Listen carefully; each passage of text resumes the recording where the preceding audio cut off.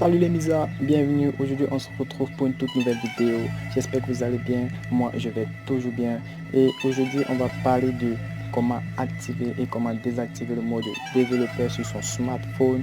On va aussi voir les différentes options que nous propose ce mode là.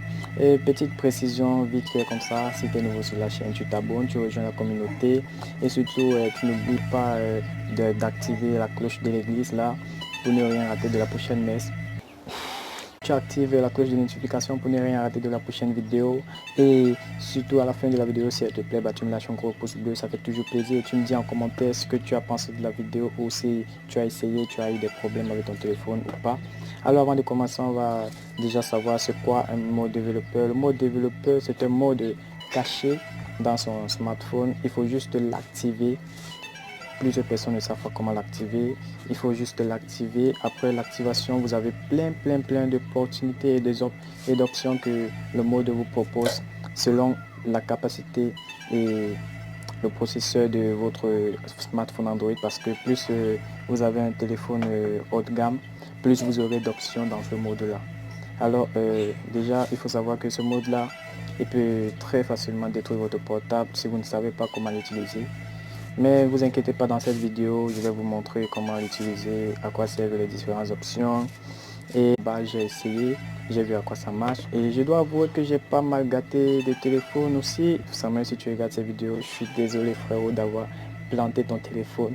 C'est comme ça. Alors sans plus tarder, on va passer à la vidéo. Surtout prenez place et on est parti.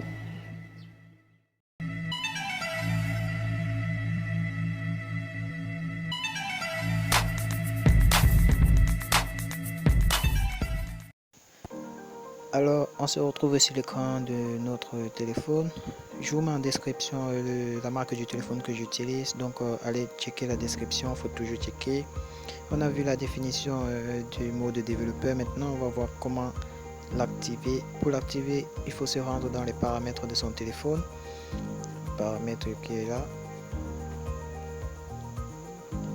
Alors, on descend plus bas sur à propos du téléphone. Ici. Ensuite, on va sur numéro de bulle qu'on voit juste ici en bas, le dernier là, numéro de bulle. Alors ce qu'on va faire, c'est que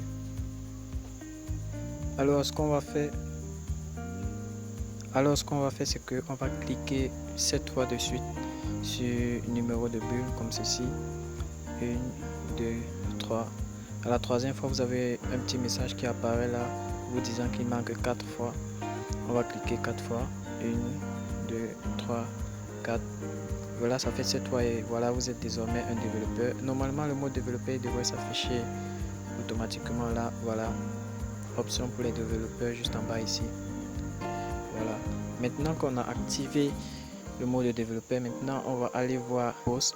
Alors déjà, je vous dis, on va pas essayer toutes les options parce que c'est assez beaucoup, sinon ça va prendre trop de temps, la vidéo va durer des heures.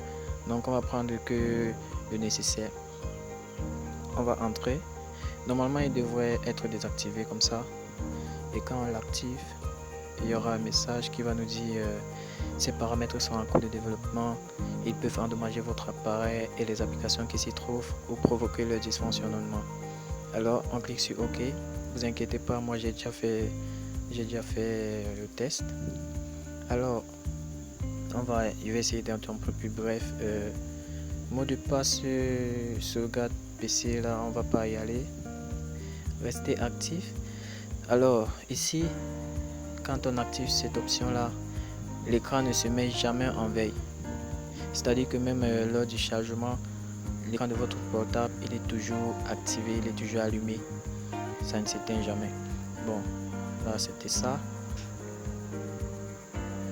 Déverrouillage ORM, c'est pas important, service en cours d'exécution.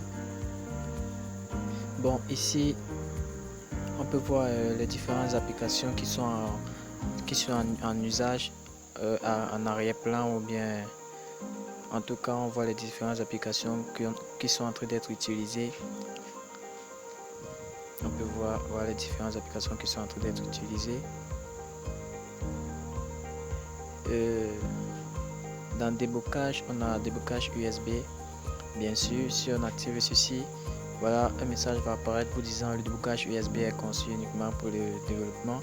Alors, ça vous sert à quoi? Ça vous sert à, lorsque vous allez brancher votre cordon port jack sur votre téléphone et sur votre ordinateur directement, l'option partage de fichiers va entrer en action. Votre téléphone ne va plus vous demander si vous voulez partager les dossiers ou si vous voulez juste activer votre téléphone pour charger ou comme caméra ou autre. Voilà. Alors là, c'est pas important. Je vais essayer d'être vraiment bref. Certification de l'affichage sans fil. Alors là, on peut pas. Par contre, si vous voulez, vous pouvez essayer ces choses. Toutes ces options que j'ai pas essayé, vous pouvez les essayer. En tout cas, c'est pas un danger en tout cas, parce que je l'ai essayé. C'est juste que je ne trouve pas ça nécessaire de vous le montrer. Passage forcé du Wi-Fi aux données. Par contre, ça c'est intéressant. Alors cette option vous permet de passer directement du mode Wi-Fi au mode données lorsque le Wi-Fi est faible, ou alors lorsque le Wi-Fi est faible, directement votre téléphone il va passer en mode données sans vous demander l'autorisation, si et seulement si vous avez déjà activé ce mode-ci. Et bien sûr, si les données aussi sont mauvaises et qu'il y a un Wi-Fi actif, ça va aussi faire ça, vice versa et tout. Alors on désactive ça.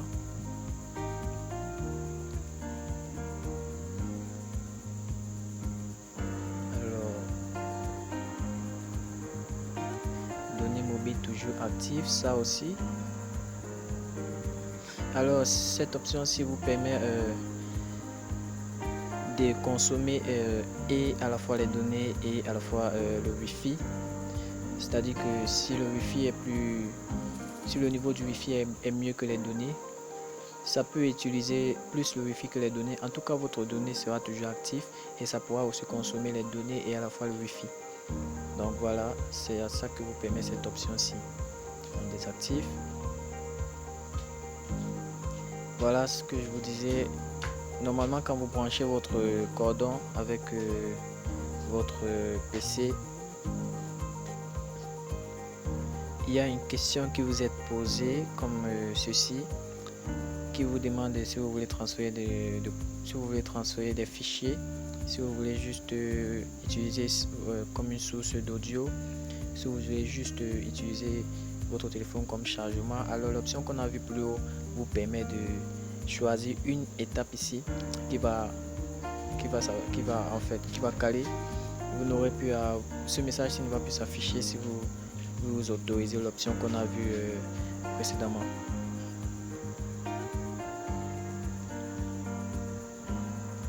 Alors ça c'est pas très important. Emplacement du curseur, voilà. Je ne sais pas si vous avez noté, mais quand j'active ceci, vous avez des petits emplacements là tout en haut de votre écran qui apparaissent. Vous inquiétez pas, bon moi perso je sais pas trop à quoi ça sert, mais en tout cas ça ne gêne en rien votre téléphone. Par contre, regardez, il y a des nouveaux gestes qui apparaissent aussi. Tout ce que je sais, c'est que ça ne trouble en rien votre téléphone, ça ne va pas le gâter. J'ai essayé pendant longtemps, sauf que je ne sais pas exactement à quoi ça sert. Peut-être que vous le saurez. Alors on va désactiver ça. Affiche mise à jour surface. Alors là, c'est pour que à chaque fois que vous allez cliquer sur une partie de votre écran va clignoter. Ça va clignoter à chaque fois que vous allez cliquer dessus. Genre si vous voulez juste monter, l'écran clignote. Vous descendez, l'écran clignote. Vous baissez la barre de notification, l'écran clignote, ainsi de suite. Bon, on désactive ça. Afficher les contours. Alors là, vous aurez les contours de chaque compartiment de l'écran de votre téléphone. Comme vous pouvez le voir, il y a les contours absolument partout sur les logos, les logiciels, les mots, tout. absolument tous les contours sont là et présents. Les contours des images, les limites, les marges, pardon, et tout. Alors, on va désactiver ça. Forcer à droite. Alors là, vous allez voir l'écran de votre téléphone sera à l'opposé, c'est-à-dire que bon, c'est mieux je l'active là, vous verrez par vous-même. Vous voyez, c'est toujours lisible et droit, juste que c'est quitté de gauche à droite. Les choses qui étaient à gauche vont à droite et les choses qui étaient à droite vont à gauche. Alors on va désactiver ça.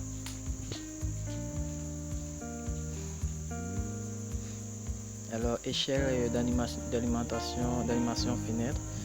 Si on clique ici et quand on clique par exemple sur échelle d'animation x10, vous verrez une différence, genre voilà.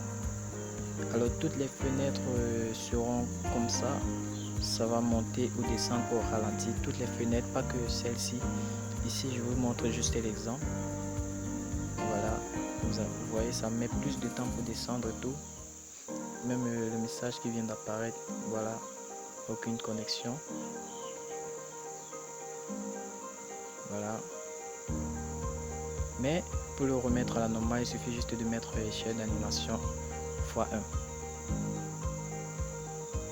Et là, vous voyez, c'est revenu à la normale. Alors, on a ici échelle d'animation transition. Si on clique ici et qu'on clique par exemple sur échelle d'animation x10, la transition, alors la transition c'est ça, regardez bien. Voilà.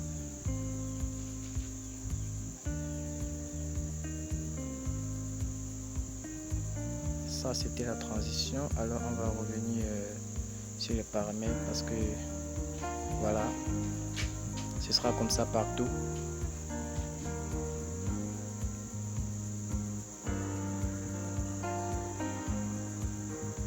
Donc vous l'avez vu, pour remettre à la normale, on fait la même chose, on clique sur échelle d'animation x1, comme ça, et tout est revenu à la normale.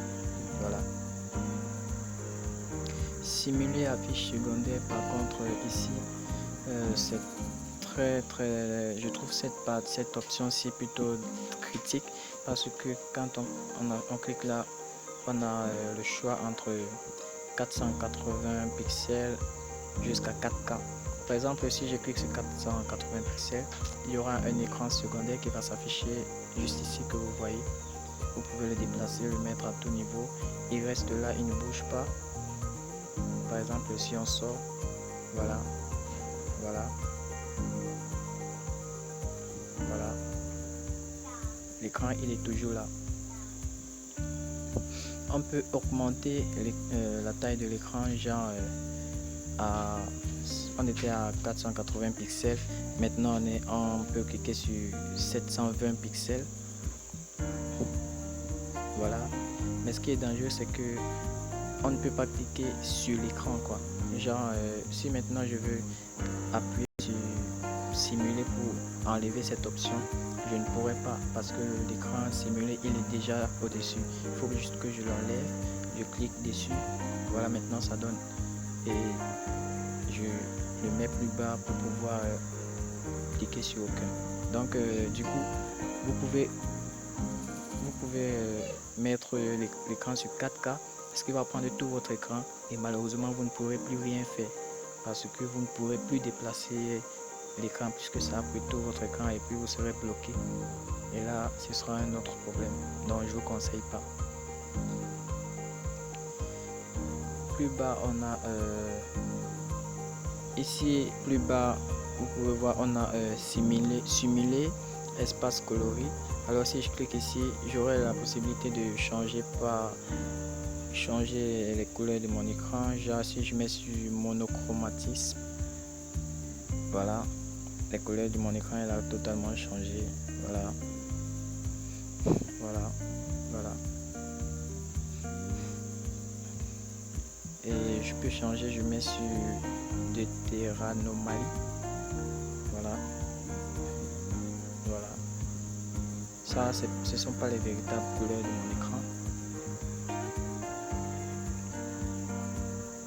En tout cas, moi, je trouve pas trop l'importance de cette option-ci. Encore une fois de plus, ça pourrait vous être utile. Bon, on revient à la normale, sur désactiver. Voilà, les couleurs de mon écran sont revenues à la normale.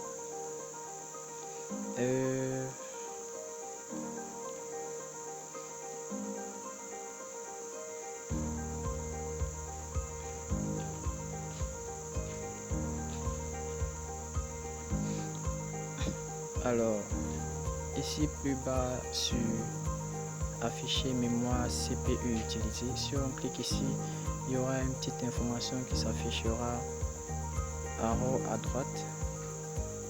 Voilà, cette information là, je sais pas trop à quoi ça sert,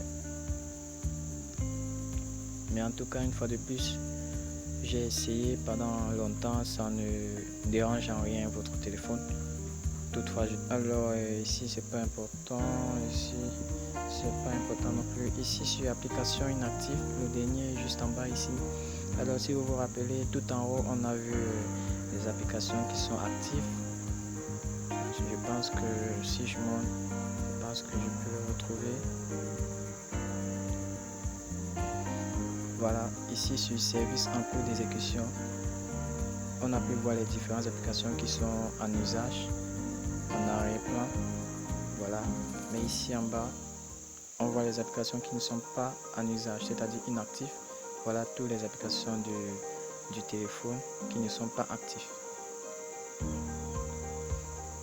Alors je crois qu'on a fait le tour.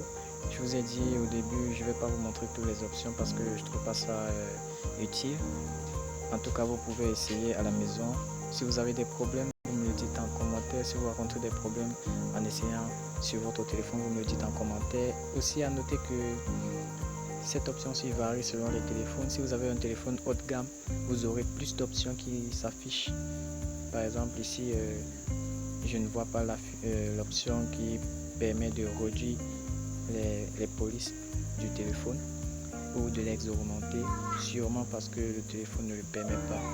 Donc si vous avez un téléphone haut de gamme, vous verrez plusieurs options que le mode développeur vous propose.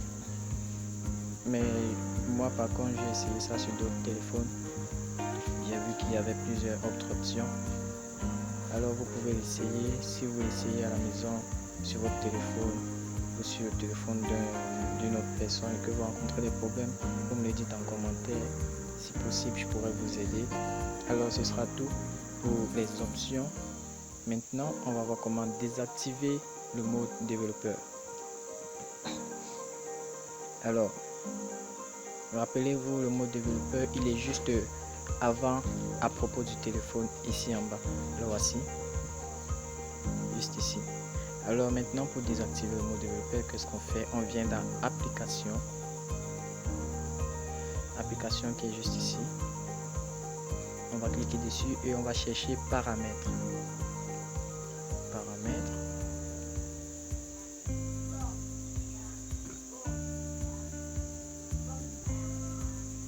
Voilà, il est juste là. On clique dessus. Une fois dans paramètres, on clique sur stockage. Et puis on clique sur effacer les données. On clique sur OK. Ça va nous ramener normalement ici. C'est très normal. Alors pour vérifier si le mode développeur est bel et bien parti, on va venir dans paramètres.